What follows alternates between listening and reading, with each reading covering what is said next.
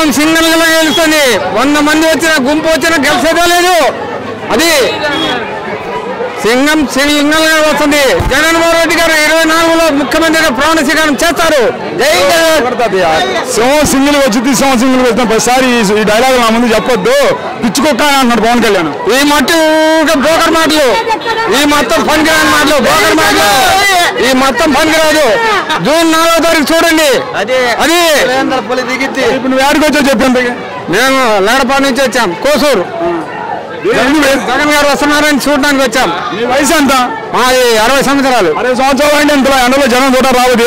రావాలా చూడాలా? అడ్డం పడితే ఏమవుతుందంటే అడ్డం పడితే పోయితే పోనండి ప్రాణం. జగన్ గారు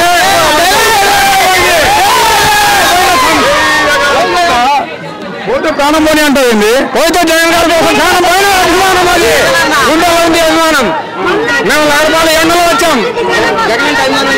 మరి ఇప్పుడు జగన్ మీద అంత అభిమానం అంటున్నావు, మరి మీ జగన్ ఓడియటం కదా అన్ని పార్టీలు కలిసి వస్తుంది. వచ్చిన బండ్లో వచ్చిన ఆగదు.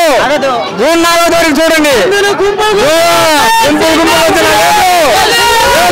సింగల్ గారు గ్రౌండ్ చెప్పుద్ది. సరే తాతయ్య ఒక్క మాట, ఇప్పుడు సైకిల్ కి ఎవరైనా సరే ఎదురొస్తే తొక్కుకుంటా పోతాం, గ్లాస్ గుర్తుకు ఎవరైనా ఎదురొస్తే గుర్తుకుంటా పోతాం. లేదు ఈ వట్టి మాటలు. ఫ్యాన్ గాలికి మొత్తం ఎట్టిపోతాయో తెలియదు. ఆ ఫ్యాన్ రెక్కలు ఎరగొడతాం అంటున్నారు. ఫ్యాన్ రెక్కలు దేనికి పనికి రాదు. సైకిల్ దేనికైనా పనికి వచ్చిద్దా? ఆ ఎండకి దేనికి పంచర్ పడ్డానికే పనికి వచ్చేది, పనికి రాదు. ఫ్యాన్ గాలి చల్లగా ఉంటుంది స్విచ్ చేస్తే.